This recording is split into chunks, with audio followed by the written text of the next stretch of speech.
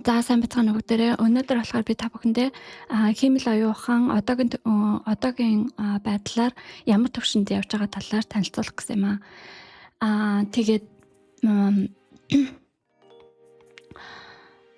за одоо тэгэхээр хиймэл оюун ухааны зорилго нь болохоор анханасаа яаж тархийг одоо машин дээр болгох вэ гэсэн одоо зорилготойгоор одоо машиныг яаж одоо хүн шиг сэтгэдэг, боддог, ярьдаг тим болох вэ гэсэн тим зорилготойгоор ингэж ер нь бий болгосон тий.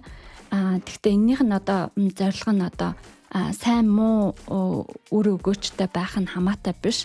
Энэ бол одоо энэ хөгжил бол хиймэл оюун ухааны хөгжил бол хичнээн их бид нар ингэж асуусан ч гэсэн замдаа ингэж одоо өөрсдөө мэдээж хамгаалах гэж янз бүрийн судалгаа шинжилгээ хийсэн ч гэсэн энэ бол хөгжил бол яахан арга байхгүй урагшаага явна. Энэ хиймэл оюун ухаан бол бид нар сайн ч байсан муу ч байсан яах гарцаагүйгээр бол урагшаага хөгжинэ. Тийм байгаа. Тэгэхээр одоо ерөнхийдөө хөгжлийнхэн түвшний талаар ярилцъя. Одоогийн байдлаар болохоор англи хэл дээр одоогийн бидний хэрэгжилж байгаа хамгийн сайн хиймэл оюун ухааны алгоритмууд нь болохоор artificial narrow intelligence гэж хэлж байгаа. Narrow гэдэг нь болохоор юм давчуу богино гэсэн утгатай англи үг байгаа. Artificial intelligence гэдэг нь болохоор хиймэл оюун ухаан. Тэгээд энийг нь болохоор монголоор орчуулах юм бол хязгаарлагдмал хиймэл оюун ухаан гэж байгаа. Хязгаарлагдмал гэхээр яагаад тэгж байгаа юм гэхээр ерөнхийдөө нэг юм хоёр зөвхөн одоо үйлдэлийг хийж чаддаг. Тэгээд үйлдэлийг хийж чаддаг гэхээр одоо жишээлбэл ChatGPT дээр бид нэр текст хэлбэртэйгээр текст одоо ChatGPT дээр нь оронгуудаа текст хэлбэртэйгээр харилцдаг тийм. Тэгээд эсвэл тэрэн дээр болохоор код бас бичүүлж болно. Тэгээ ерөөсөө нэг юм хоёр ерөөсөө үйлдэлтэй нэг чатан дээр оронгуудаа. Тэгээд соороо болохоор видео зураг гэх мэтлэн зүйлүүдтэй ажилдаг. Бас л ерөнхийдөө видео зураг гэсэн чиглэлийн хиймэл оюун ухааны алгоритм ард нь явж байдаг. Гэх мэтлэн ерөнхийдөө ямар нэгэн хэрэгсэл хиймэл оюун ухааны хэрэгсэл байлаа гэж бодоход олон энэ үйлдэлүүд нь олон чиглэлийн одоо харах, ярих, сонсох гэд энэ үйлдэлүүд нь болохоор ерөнхийдөө нэг чиглэл рүү чиглэсэн ийм алгоритмууд байгаа. Тэгээд тэгээд хооронд нь яг ингээд зэрэг холбоод зэрэг мэдрэмж үүсэх арай болог байгаа л гэсэн санаа байгаа гэсэн үг. Одоо хязгаарлагдмал гэдэг нь. Тэгээд ерөнхийдөө зорилго нь бол ерөнхий хиймэл оюун ухаан бий болгох зорилготой. Тэгээд ерөнхий хиймэл оюун ухаан гэхээр одоо би түрүүн хэлсэнчлэн энэ нь хүн төрлөخت нь сайн юу, муу юу, биднэрт хэрэгтэй юу, үгүй юу гэсэн ерөөсөө тийм асуулт байхгүй. Энэ бол нэгэнт ингээд бий болоод хөгжөөд явж байгаа бол хүмүүс аль болох энийгээ сайжруулахыг л бодно. Тийм болохоор ирээдүйд бол улам л ингээ хөгжөөд цаашгаа явна гэсэн үг. Хүмүүст нь өөрсдөд нь аюултай юу, аюулгүй юу гэдэг бол энэ хажуутлын бид нар өөрсдөө судалгаа хийж одоо мэдээж хиймэл оюун ухааны зөв одоо зохистойгоор харилцах тэр талаараа өөрсдөө тэрэн дээр судалгаан дээр анхаарах хэрэгтэй. Тэрнээс биш хөгжлийг бол бид нар одоо ерөнхийдөө хүн төрлөختөө өөрсдөө бол аргашин татаж чадахгүй болсон. Тэгээд энэ ерөнхий хиймэл оюун ухаан гэдэг нь болохоор англи хэлээр artificial general intelligence гэж байгаа. General гэдэг нь ерөнхий гэсэн үг. AGI гэд багнаар тэгээд тавчаар тэгээд ерөнхийдөө энэ artificial general intelligence гэдэг нь болохоор яа гэхээр ерөнхийдөө зорилго нь хүн шиг л ерөөсөө сэтгэдэг, боддог. Тэгээд одоо үнэр байлаа гэж бодоход үнэрийг үнэртдэг, нүдэрээ ингээ шууд хараад юм эд зүйлсийг ингээ таньдаг. Тэгээд ам ярьдаг те сонсдог, тэгээд амталдаг, мэдэрдэг тийм одоо бүх одоо энэ мэдрэмжүүдийг нийлүүлсэн ийм юу хэмэл оюухан ирээдүйд бий болно гэж байгаа.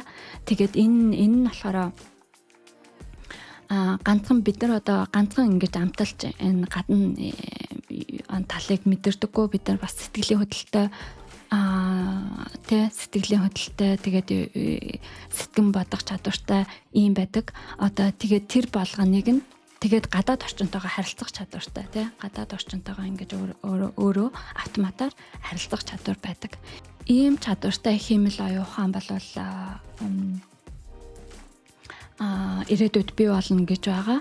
Тэгээд за одоо ийм хэмэл оюухан бий болчлаа гэж бодоход түүнээс цааш юу болох вэ гэхлээр хүмүүсээс бүр хол илүү их оюухантай тийм битүүд бий болох боломжтой хүнээс илүү хол илүү сэтгэдэг тийм болох боломжтой. Тэгээд энэ нь болохоор ерөнхийдөө одоогийн ингээд ерөнхий харж байгаа төвшингүүд нь байгаа. Одоо том зургаар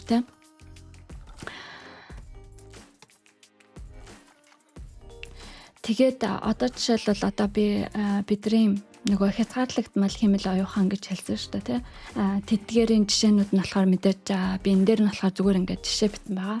Англиар тэгээд монгол хэлээр одоо янз бүрийн сошиал медиа буюу нийгмийн харилцааны хэрэгслүүд Facebook, YouTube, Google гэх мэтлэн энэ нийгмийн харилцааны хэрэгслүүд бол бүгдээрээ артаа бас ямар нэгэн зорилготойгоор одоо хэмэл оюуханы алгоритмуудыг бол ард нь ашиглаж байдаг ямар нэгэн зорилготойгоор хайх дээр хэрэгжилж болно. Нөгөө нэг орчуулга дээр хэлний орчуулга дээр бас хэмэл оюуханы алгоритм хэрэгжилж байгаа. Тэрэнд тохирсон алгоритмыг тэгээд түүнээс гадна одоо Facebook дээр зураг таних гэдэг юм уу Facebook дээр зураг царай таних гэсэн бас тийм алгоритм явж байгаа. Тэгээд ерөнхийдөө одоо өөрөө жолоодог машин гэж байна. Тэгээд өөрөө жолоодог машин дээр жишээлбэл мэдээж нөгөө зам саад дотор харах гэх мэтлэн камер тавьчаад тэгээд саад дотор таниад ингээд явах тийм алгоритм байна. Нэрийн одоо ухаалаг төхөөрөмжүүдээ IoT гэдэг шүү дээ IoT Home Assistant Devices гэрт ингээд ухаалгаар хэрэгжилж байгаа төхөөрөмжүүд байж болно. Янз бүрийн мэдрэгч ч юм уу гэх мэтлэн. Тэгээд видео тоглоомууд байна. Видео тоглоомуудад бас тодорхой хэмжээгээр хэмэл оюуханы алгоритмуудыг бас ашиглаж байгаа. Тэгээ онлайны зар сурталчилгаа хин ямар сэдв сонирхож байна тэрийг нь дагаад тэр хүмүүст нь тэр одоо сэдвийн сурталчилгааг нь санал болгодог ч юм уу гэх мэтлэн. Тэгээ ChatGPT мэдээж одоо жишээлбэл текст хэлбэрийн хэл яриа ойлгох зорилттой тийм хэмэл оюуханы хэрэгсэл байгаа.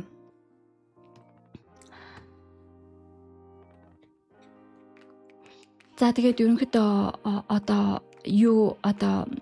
нарийнаар одоогийн хязгаарлагдмал хэмэл оюухан болон ирээдүйд бий болох боломжтой ерөнхий хэмэл оюуханы ялгаа нь юу вэ гэхлээр одоо бид нар хаана явж байна гэхлээр ChatGPT 3 гарахад одоо энэ дээр GPT 3 гэж байна шүү дээ тэр гарахад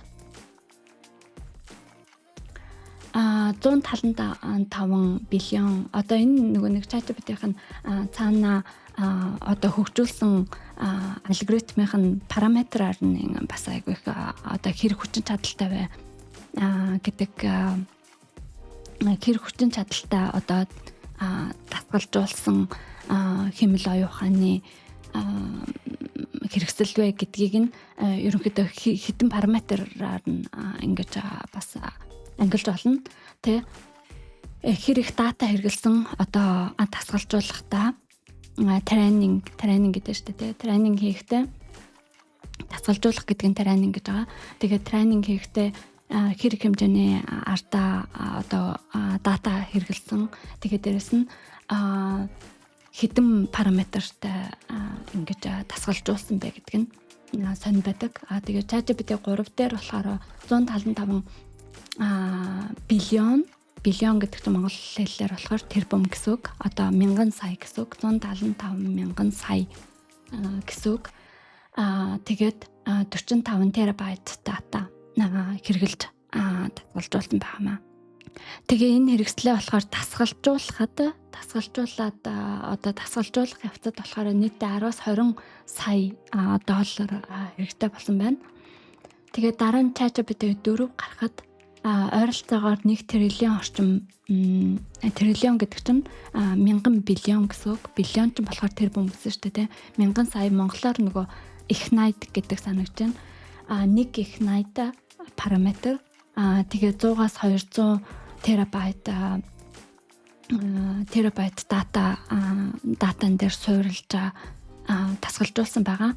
Тэгээ мультимодал гэдэг нь одоо жишээлбэл бодвол нөгөө зураг текстэнтэй нийлүүлсэн баг. Гэхдээ яг нөгөө бүтэн одоо модал биш. Модал гэдэг нь болохоор одоо жишээлбэл зурагны чиглэлийн одоо юу байлаа гэж бодоход зурагны чиглэлийн одоо алгоритм байлаа гэж бодоход тэрэн дээр нь үг ойлгоод одоо бид нар ингээд сороо дээр бичдэг шүү дээ. Ингээд бичээд надад тийм хэрэгтэй байна ингээд тодорхойлж бичээд тэгээд тэр нь болохоор зураг гаргаж ирдэг.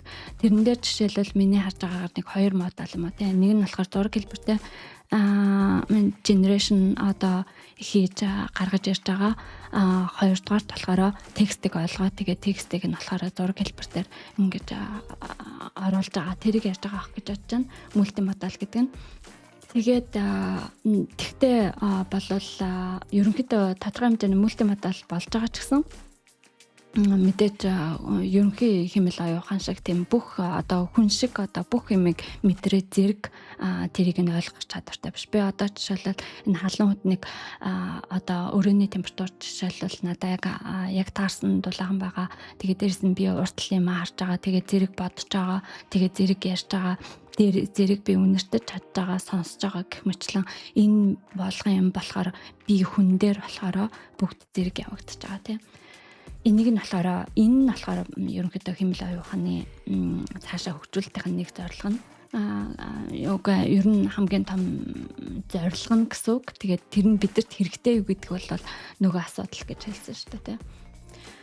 Тэгээд нийтдээ орсон одоо энийг нь тасгалжуулахад ChatGPT 4-ийг тасгалжуулахад орсон хөрөнгө нь болохоор 50-аас 100 сая доллар орсон байгаа. Тэгээ яг тэгэхээр асар их хэмжээний ийм их дата тэгээ боловсруулах тэгээ дээрэс нь ChatGPT одоо хэмэл оюухан нэг тасгалжуулна гэдэг бол маш их хэмжээний таарсан төхөөрөмжүүд нь хэрэгтэй. Тэгээ тэр болгоныг үйлдвэрлэл нь хийн тэгээ зэрэг хэмжээнд ингэж нөгөөдөлийг нь тасгалжуулна гэдэг бол маш их мөнгө орно. Тэгээ дээрэс нь машин явуулна гэдэг чинь нэг юм байгаа. Одоогийн бидний хийсэн бүтээсэн машинууд бол маш халдаг. Тэгээд халж байгаа төхөөрөмжийг хүргэхийн тулд бас их хэмжээний мөнгө оруулдаг.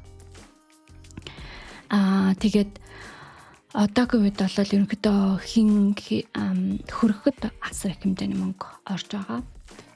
Тэгээд эдгээр системүүд нь болохоор хүний хэдэн мянган амьдралтай. Тэгээд ерөнхийдөө одоо энэ ChatGPT 3, 4 сая 5 гарсан эдгээр одоо ChatGPT одоо хамгийн хүчтэй хэмэл оюуханы хэрэгслүүдийн нэг нь шүү дээ. Тэгэхэд эдгээр системүүдийн мэдээлэл нь бол хэдэн мянган хүний бүтэн амьдрал дээр нь ингэж суурилсан мэдлэг дээр ингэж дүүцгөөж хэмжээний мэдлэгтэй байсан ч гэсэн тасралтгүй ой санамж одоо хүн дээр байдаг шиг тасралтгүй ой санамж тэгээ хүн өөртөө нэг юм зоригтой байдаг. Тийм өөрийн гэсэн зориг. Тэгээ дээрс нь өөрийгөө одоо буруу хийсэн зөв хийсэн би тэгж ингэж гэсэн тийм одоо эргцүүлэн бодох чадвар бол одоохондоо байхгүй байгаа. Тэгээд ерөнхий хэмэл оюухан нь болохоор ямар болно гэж байгаа гэхлээр ирээдүйд одоо жишээлбэл одоо зорилго нь болохоор тий аль болох удаан одоо яг хүн шиг удаан ой санамжаа хатгалж үлддэг. Одоо энэ бид нар бүх болсон үйл явдлыг бол санаад байдгүй шүү дээ тий. Гэхдээ ер нь л бол хүүхэд үе сандаг, дунд үе сандаг, сургуульд байсан ингээ гол юмнуудаа сандаг. Эсвэл зарим зүгээр санаанд үлдсэн юмнууд ингээд бид нар болохоор сандаг. Тэгээд тэгээ мэдээж ингээ мартах процесс гэж хүнд бас байгаа. Гэхдээ тэрийг болохоор дараа нь ярина. Гэхдээ бидэрт бол ер нь удаан хугацааны ой санамж гэж байдаг. Тийм ой санамжийг хэмэл оюуханд бий болгох. Тэгээд удаан хугацааны гэдэг бол одоо удаан хугацааны ой санамж бий болгоно гэдэг бол асар их төхөөрөмж хэрэгтэй. Тэгээд тэрийг нь хадгалах байр хэрэгтэй тий. Байр хэрэгтэй. Тэгээ байрнаас гадна тэр буцаад нөгөө датагаа ингэж авах гэх мэтлээ энэ юм бол маш их комплекс ажил болж байгаа. Тэгээ олон төрлийн мэдээллийг хамтдан ойлгох чадвар миний түрүүний хэлснээр одоо жишээлбэл би энэ дулаахан байхад бол надаа яг л өрөөнд дулаахан байгаа. Тэгээд зэрэг бодож чадж байгаа, зэрэг ярьж байгаа, би зэрэг үнэрч байгаа, зэрэг харж байгаа, зэрэг сонсож байгаа гэх мэтлэн тэгээ дээрэс нь энэ хөдөлгөөнийг би зэрэг хийж байгаа тийм. Энэ болгон юмыг болохоор хамтдан би ингээд өөрөө ингээд шууд ойлгох юм чадвар. Тэгээ шалтгаан сэтгэлгээ гэдэг нь болохоор одоо тэгтэн учраас тэгтэн гэх мэтлэн тиймэрхүү сэтгэлгээ тий сэтгэлгээ өмнөх нь бол ChatGPT бол тэр юм за тэр арай жоохон гүнзгий сэдв баг. Тэгээд түрүүний хэлсэнчлэн өөрийн зорилго галдаа хязгаарын талаар ухамсар гэж бий болох хэрэгтэй. Одоо тэрийг нь яаж хийх үү гэдэг талаар бодох хэрэгтэй тий. Яаж зохион байгуулах вэ? Машин дээр, систем дээр, алгоритм дээр яаж тэрийг нь одоо хооронд нь зохицуулах вэ гэдэг тийм ажил байгаа. Тэгээд дэлхийн өөрчлөлтийн хэрээр мэдлэгээ шинжлэх чадвар гэсэн тийм бас байгаа. Тэгээд өөрөө ингээд ерөнхийдөө proactive гэж хэлдэг шүү дээ. Өөрөө ингэж зорж өөрийгөө хөгжүүлдэг тийм чадвар. Хүн бол өөрөө хүсэх юм бол өөрийгөө хөгжүүлж чаддаг шүү дээ. Тийм ийм өөрийн гэсэн ийм одоо ийм ерөнхийдөө одоо тийм биологийн биетэй байгаа тий мэдээ. Тэгээ өнөөгийн хэмэл оюуханы загварууд нь асар их мэдлэгтэйч тийм бодит цагийн өөрчлөлтөнд хариу үзүүлж чаддгүй. Тэгээ зүгээр хөдөлгөөнгүй асар том хэмжээний нэвтрхий толимал гэж байгаа. Одоогийн байдлаар одоогийн хэмэл оюухануудыг.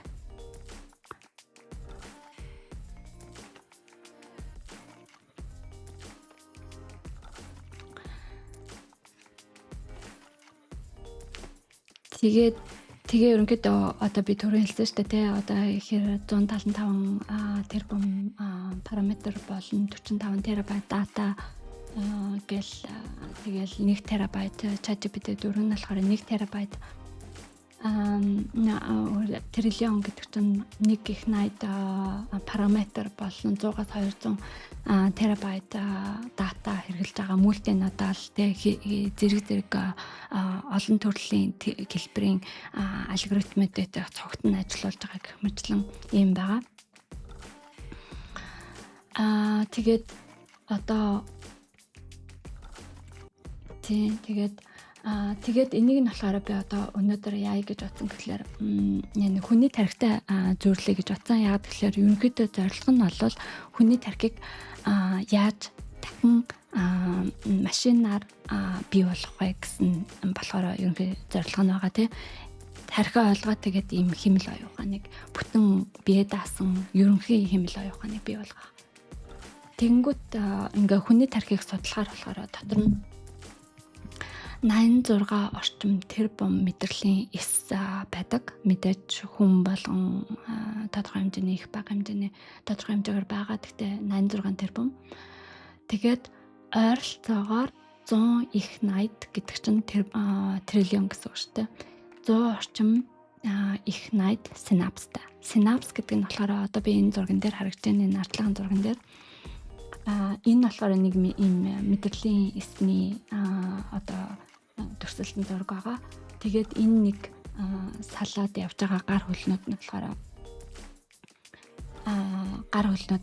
нөгөө синапс гэж байгаа. Тэгээ энэ синапс нь болохоор бусад мэдрэлээстэйг холбогдож тэгээ сурах процесс явагдах юм бол ямар нэгэн хүн юм сурах, санах гэх мэтлэн энэ процессууд явагдах юм бол энэ мэдрэлээсүүд нь хоорондоо илүү холбогдсон, энэ холболтууд нь илүү бэхжиж өгдөг гэж байгаа. Тэгээд тэр нь болохоор сурах процесстэй холбоотой байдаг гэдгийг эрдэмтэд нээж илрүүлсэн байгаа. Тэгээд тийм учраас энэ нөгөө синапсныхын тоон бас чухал байгаа гэсэн үг. Нэг хэсэг аль гэж бодоход олон тооны синапстай байдаг. Тэгээд ерөнхийдөө энийг болохоор би дараагийн хичээлүүд дээр заая гэж бодож байгаа. Нейрон сүлжээний жин гэдэг нь болохоор англиар neural network weight гэж байгаа. Тэгэхээр машин learning жоохон үзсэн хүмүүс бол бүгдээр л мэдж байгаа. Тэгээд ерөнхийдөө нэг синапсыг болохоор нэг нейрон сүлжээний жин гэж үзэх юм бол хиймэл оюун ухаанд болохоор 10-аас 14 зэрэг 10-аас 14-өөс 10-аас 16 зэрэг параметр хэрэгтэй болно гэж байгаа. Тэгэхээр 1 сая гэдэг чинь болохоор 16 зэрэг, 1 тэрбум гэдэг чинь 19 зэрэг, 1 их найд гэхээр 10-ын 12 зэрэг байгаа. Тэгэхээр их найдын дараагийнх нь гэсэн үг. 10-ын 12 зэрэг чинь их найд юм бол 10-ын 14 5 6 чинь болохоор 90-ний дараагийнх нь гэсэн үг. Тийм их хэмжээний параметр хэрэгтэй болж байгаа. Тэгэхээр ChatGPT 4-ийг гэхэд бол ерөөсөө хэдэн гэсэн байна. Тийм параметр 1 триллион параметр гэж хэлсэн шүү дээ. Тэгэхээр бүр триллион гэхээр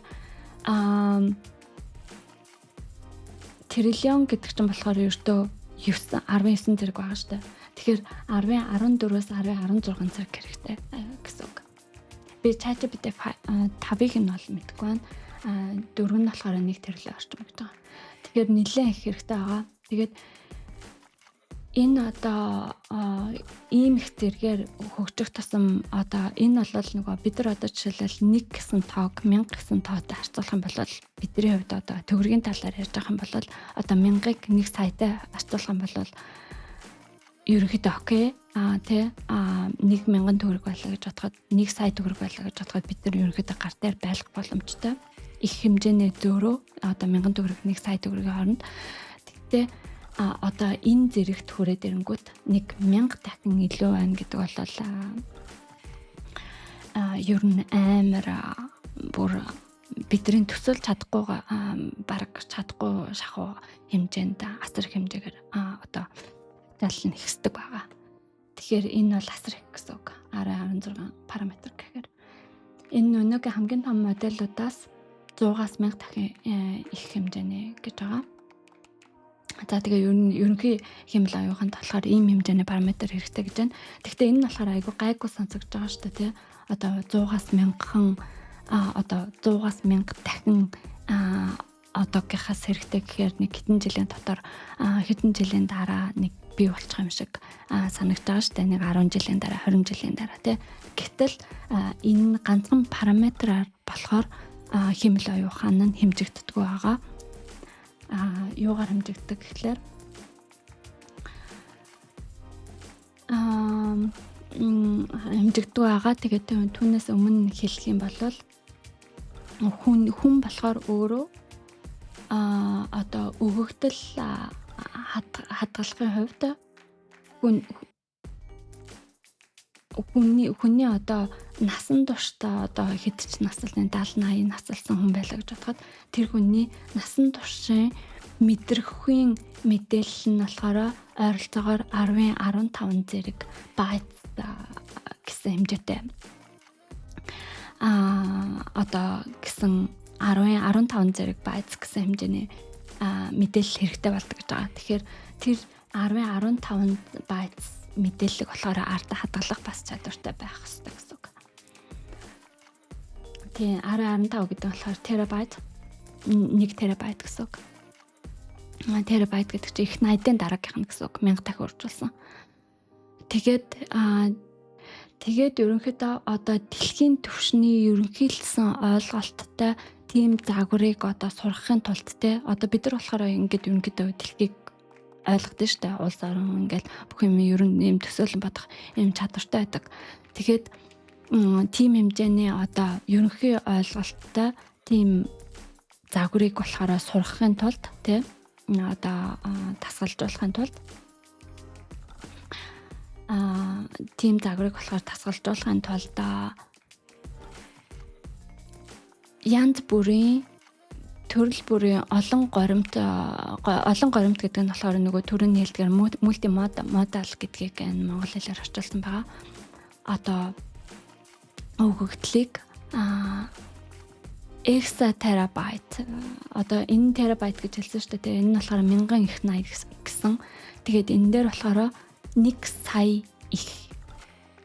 сая одоо 1 тэрбум их 80 нэг хэмжээний одоо эксабайт одоо хэрэгтэй гэж байж магадгүй гэж үзэж байгаа гэсэн үг. Тэгэхээр энэ бол бүр амар болоо. 1 терабайт чинь болохоор 10.15 зэрэг байгаа. Тэгээд тэрийг үржих нь 1 сая гэж байгаа 16 зэрэг чинь те. Тэгээд тэгтээ асуудал нь болохоор энэ дээр нэг ийм асуудал байгаа. Тэр нь болохоор илүү их өгөгдөл байх тусмаа одоо дата байх тусмаа илүү их ухаантай болно гэсэн үг биш. Одоо жишээлбэл энэ параметрыг нь олон болгоод байх тусмаа тэр одоо төхөөрөмж чинь илүү их ухаантай болно гэсэн үг бол ерөөсөө биш байгаа. Тэгээд яагаад гэхэлэр тэр одоо хийсэн одоо тэр нэг юу гэдэг лээ гимэл оюухан тасгалжуулж байгаа тэр төхөөрөмжөө болохоор хоорондоо харилцах чадвартай байх хэрэгтэй. Тэгээд яагаад гэхэлэр хүний тарих болохоор ерөнхийдөө биологийн туршид олон сая 100 сая жилийн туршид хөгжсөн ийм тархины эс байгаа. Тэ одоо тархины бүтэц байгаа олон сая хэдэн биллион жил үргэлжилсэн ч гэж хэлж болно. Ийм биологийн түвшинд аажуугаар ингэж хувьсаж өөрчлөгдөж үүсэж бий болсон ийм одоо ийм биологийн машин байгаа тий.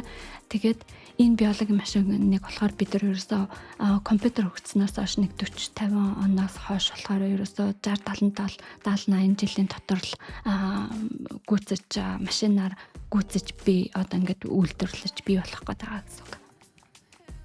Тэгээд энэ одоо олон сая жил үүсэж бий болсон энэ тархичин болохоор маш их ашиг одоо маш үр дүнтэй ажилладаг байгаа. Маш үр дүнтэй хоорондоо маш сайн холбоотой одоо миний бүх мэдрэлийг болохоор зэрэг процесс хийдэг. Тэгээд зэрэг би бодож чаддаг мэтлээ энэ үйлдэлүүдийг болохоор миний одоо хүний тарих болохоор зэрэг хийж чаддаг байгаа. Тийм. Тэгээд болохоор бидний ерөөсөө challenge боёо монгол хэлээр одоо тэр одоо биднийг сорилт нь болохоор тэр архитектурыг бий болгох гэсэн үг. Машин дээр яаж тэр одоо мэдрэмжүүдийг хооронд нь холбох вэ гэсэн тэр архитектурыг бий болгох гэсэн үг. Тэгээд тэр нь зэрэг одоо тэр машин нь болохоор зэрэг бас урт хугацааны асар их хэмжээний ой санамж руугаа буцаж ингэж аваад тэгээд тэрийг болохоор бас ингэ гаргаж ирдэг. Энэ болгоныг болохоор цогт нь хийн. Тэгээд дээрэс нь хэрвээ бид нар робот жишээлбэл үйлдвэрлэхийг хүн шиг одоо сэтгэдэг боддог тийм робот үйлдвэрлэхийг хүсэж байгаа бол тэр робот нь тийм хэмжээний жишээлбэл датаг хадгалах чадвартай хэмжээний тийм жижигхэн байх хэрэгтэй гэсэн үг. Зүгээр нэг юм том машинууд биш. Ерөнхийдөө тийм жижигхэн машин бий болгох хэрэгтэй гэсэн үг. Тэгээ нөгөө талаа тийм байна. Тэгээ мэдээж одоо ерөнхий хэмэл оюухан нь болохоор бие даасан байдал зорилгоо өөрөө бие даасан байдал гэдэг нь болохоор зорилгоо өөрөө тодорхойлох чадварыг яаж бий болгох вэ те. Тэрний тулд болохоор тархийг сайн судалж ойлгох хэрэгтэй байгаа. Тэгээд тарих болохоор бидний хувьд тарих болохоор ерөөсөө тодорхой хэмжээнд мэдээж нэлээд судалсан одоо 40-50 оны үеэс жинхэнэ судалгаа тархины талаар жинхэнэ судалгаа явж эхэлсэн болвол одоо бол ердөө нэг 70-80 жил болж байгаа судалгааныхаа ердөө 70-80 жил гэдэг бол хангалттай хугацаа биш.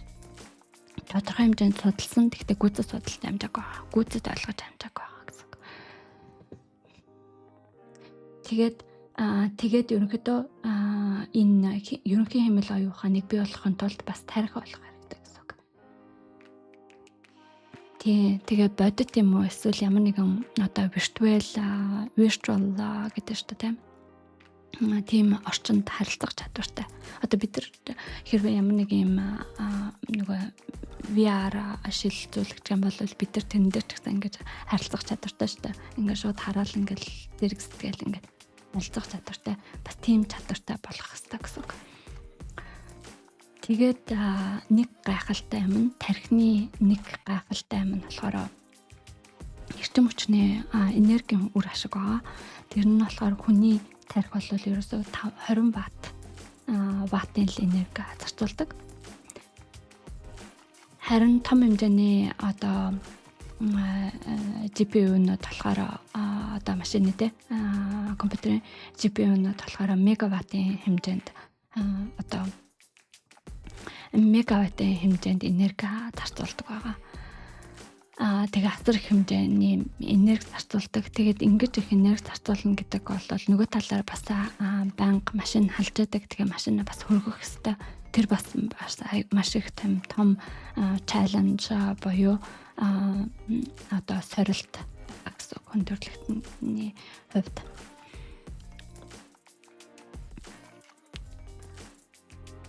Тэгээд ерөнхийдөө параллел компьютинг буюу одоо миний түрүүн хэлснээр зэрэг мэдрэх бодох чадвар байна шүү дээ. Одоо бидний хүний тархины зэрэг одоо бодох чадвартай, сэтгэх чадвартай, ярих зэрэг ярьж гин, зэрэг мэдэрч гин, би зэрэг мэдэрч гин, би зэрэг гараа хөдлөж гин, харж гин тэр болгоно болохоор зэрэг явж байгаа. Тэгэхээр энэ тархичин болохоор зэрэг одоо тооцоол хийж байгаа гэсэн үг. Тэгээд зэрэг ингэж гаргаж ирж байгаа. Тэрийг болохоор параллел компьютинг тооцоол гэж байгаа. Зэрэгтэй тооцоол гэсэн үг.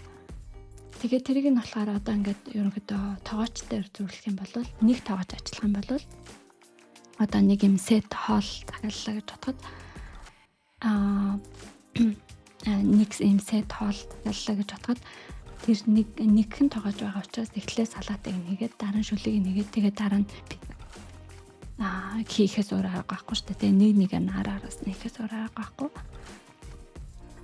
Харин одоо бид нар 10 тоогооч бүрт нэг ингээ хоолыг нөхчих юм бол 10 тоогооч нь болохоор зэрэг ингэж ажиллаад тэгээд зэрэг хоолоо гаргах боломжтой гэсэн үг тийм. Тэгээд ерөнхий хэмэл оюун ухаан болохоор тэр асар их хэмжээний мэдээллийг зэрэг боловсруулах чадвартай байх хэрэгтэй гэдэг санаа яваад байгаа гэсэн үг. Тэгээд ерөнхийдөө математикийн хүмүүс бол ялангуяа одоо би ерөнхий математикийн биш хүмүүст non-linear шугам биш гэж хэлчих юм бол ойлгохгүй ч магадгүй. Тэгээ ерөнхийдөө non-linear feedback өгнө гэж байгаа. Тэгээд одоо химийн уян хатан байдал гэж байгаа.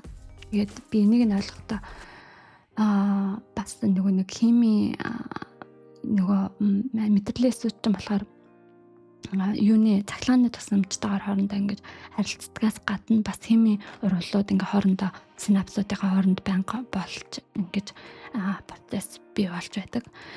Тэгээд бодвол химийн одоо уян хатан байдал гэдгийг тэрийг хэлж байгаа гэж бодсон.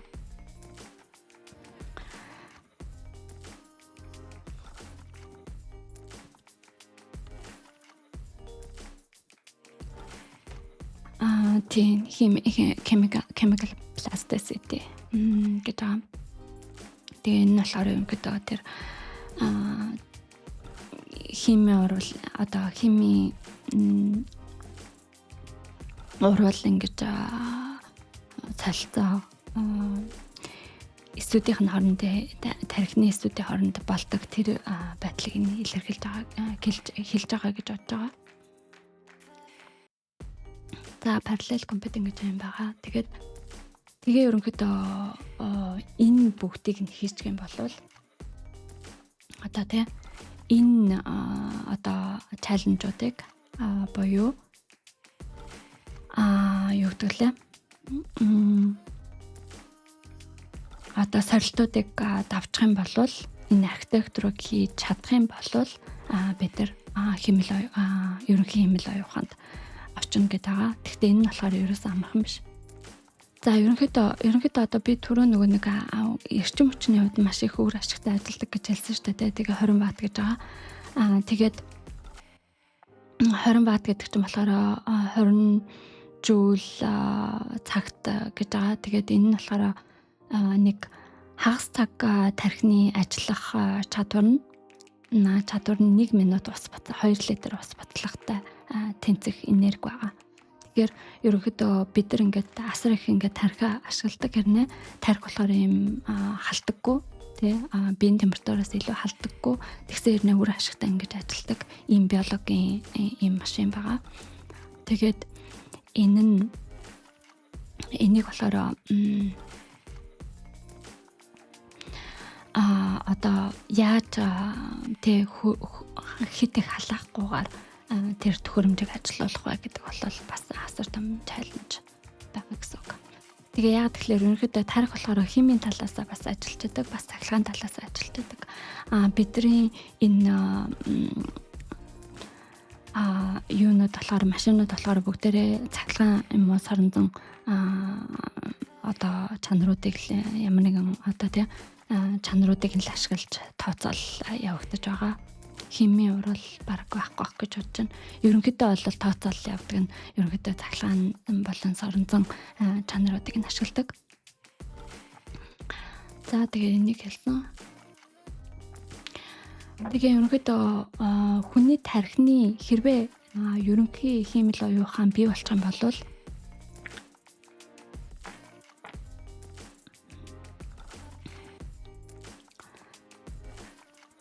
тэгээ ерөнхий химэл оюухан бий болчих юм бол одоо хүний тархи юугаараа асуулвэ? Эсвэл өнөөдөр одоо бид нар жишээлбэл янз бүрийн машин дээр ингээд одоо тооцоол энэ төр явдаг шүү дээ. Тэгээ яагаад тархи ашигладаг вэ гэмчлэн ийм асуултууд байгаа. Энд нь болохоор бидний тархи мэдээж биологи бүтээгдэхүүн байгаа. Тийм учраас одоо жишээлбэл хэл сурлаа гэж бодоход бид нэг одоо ерөнхийдөө нэлээд чөлөөтэй ярьдаг болоход анханасаа эхэлсэн бол 0-аас эхэлсэн бол 1-5 жил зарцуулах ч юм уу тий зарцуулж иж тарих одоо ингэж тасаж тухайн хэлийг сурж байгаа. Тэгээ санах ойн болохоор зарим юмыг мартна. Тийм. Тэгээд хурд гэж байгаа. Тэгээд 5 жил болно гэж байгаа. Тэгэхэд хэрвээ машин дээр бид нар одоо машин ерөнхий хэмэл оюухан ч юм уу эсвэл зүгээр одоо энэ нэг одоогийн хэмэл оюухан дээр ч гэсэн хэл сургахыг гэх юм бол тийм 5 жил болох шаардлагагүй. Одоо мэдээлэл нь хэрэг байгаагаас хамаарат ерөнхийдөө харцангуй хэдэн минут хэдэн цагийн дотор бүгдийг нь зохион одоо ингээд хийчгээд болно тийм. Тэгээд санах болохоор хэрвээ ерөнхий хэмэл оюухан бий болчих юм бол санах бол ерөөсөө мартахгүй гэсэн үг тийм. Бидний тарих бол мартдаг байгаа. Тэгээ өсөлт нь болохоор хүний тарих бол аажмаар сурдаг тий төрөний хэлэн дээр хэлсэн шиг ерөнхийдөө ямар нэг юмыг бол аажмаар сурах чадвартай. Яг тэгэхээр бид нар түүхийн туршид одоогийн шиг ийм их юм сурах шаардлага байгаагүй. Тэгээд машинтай харьцуулах юм бол мэдээж машин бол тэр дороо ингээд суралцах боломжтой мэдээллийг л өгчих юм бол Тэгээд ерөнхий хэмэл оюухан байлаа гэж бодоход өөрөө ингээ харах нөгөө орчинтойгоо харилцах чадвартай учраас тэгээд ерөнхийдөө л тэр дорол бараг суурчин гэсэн үг. Тэгээд сэтгэл бидний одоо тархины шийдвэрүүд нь болохоор бас сэтгэл санааны сэтгэлийн хөдлөлөөс бас хамаардаг байгаа. За тэгээд энэ нь болохоор илүү сул тал гэхээсээ илүү энэ эрэг талыг энэ дээр бичсэн байх шиг байна. Энерги бага ашигладаг гэдэг талыг нь гэхдээ нөгөө нэг сул тал дээр бол бас энэс олон өөр сул тал байгаа. Энэ бол зөвхөн жишээ нь тэ тархины жишээлбэл нейрон болохоор одоо тархины эсүүд нь болохоор өөхөх боломжтой тийм. Тэгээд дээрэс нь одоо ямар нэг юмыг саний гэж бодлоо гэж бодоход мартцсан. Тэгтээ би санамаар байдаг. Тэгэхэд энэ нь болохоор арай шууд машин шиг шууд би тэр датаар ормоор ингээд тэр мэдээллийг шууд авчиж болохгүй. Би заавал одоо ингэж нэлээд бодож санаж миний тарих надаа эргүүлж нөгөө санамжийг нь өгөх боломжтой, өгөхгүй ч байх боломжтой. Тийм байдаг.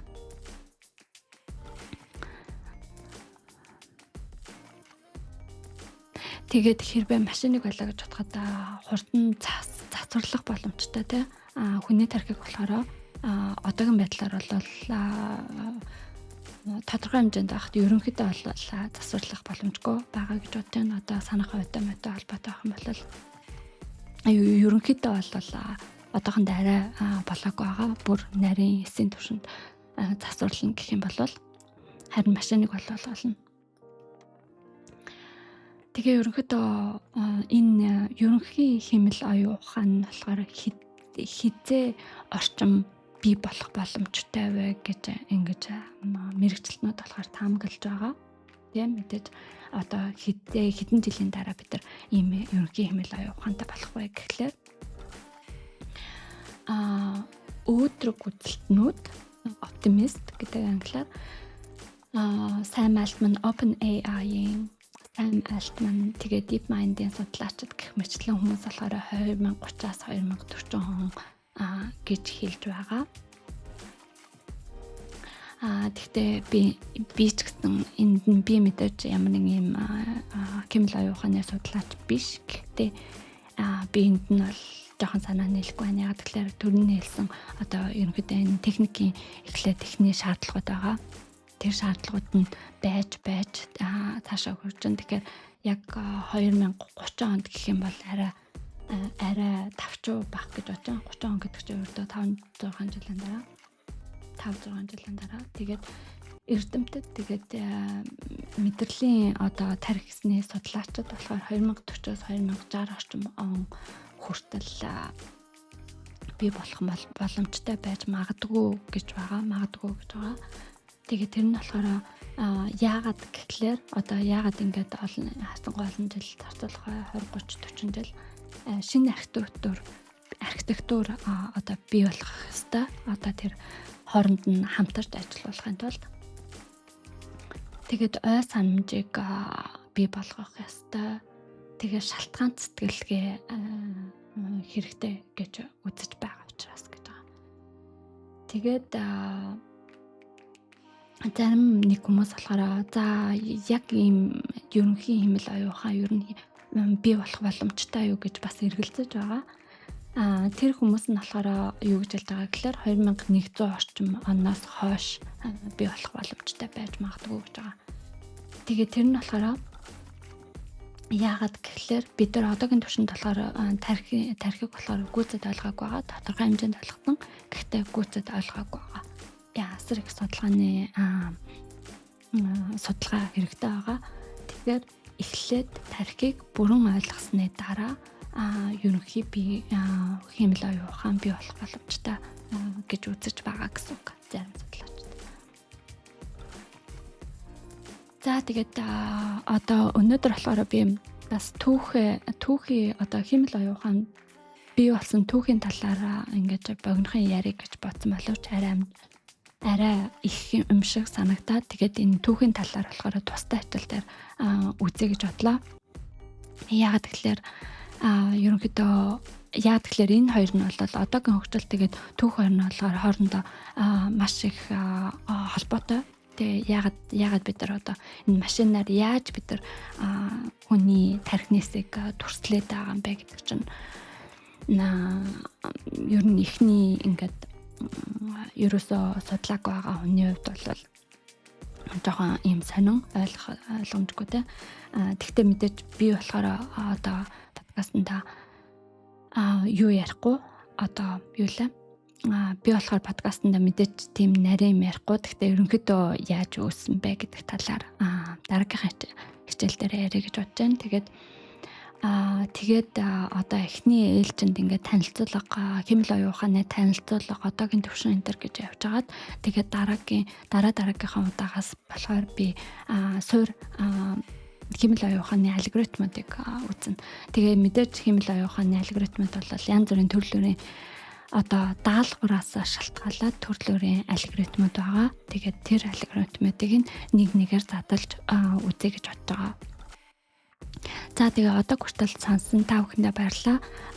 Би одоо Python-ы суур хичээл гаргаж байгаа. Тэгээд хэрвээ код бичиж сурах гэх юм бол тийм миний тэр хичээлүүдийг үзээрэй. За тэгээд дараагийн хичээл хүртлээр түр баяр таа.